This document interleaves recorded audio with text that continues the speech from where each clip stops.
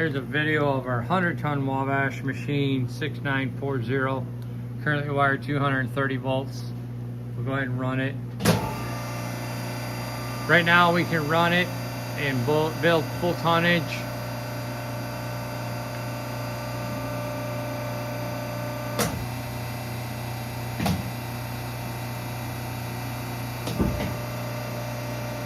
We'll run it again. Turn on the high pressure.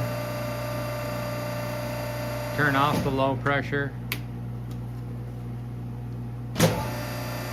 The low pressure gauge will need to be replaced.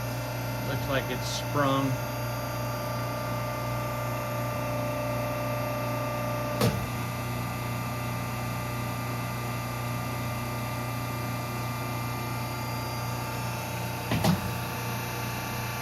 You see building full tonnage.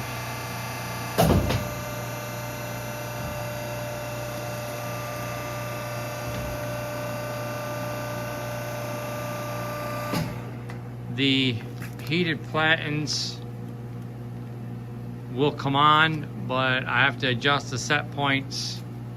We can't really run them right here where we're at. We don't have enough amp to run them.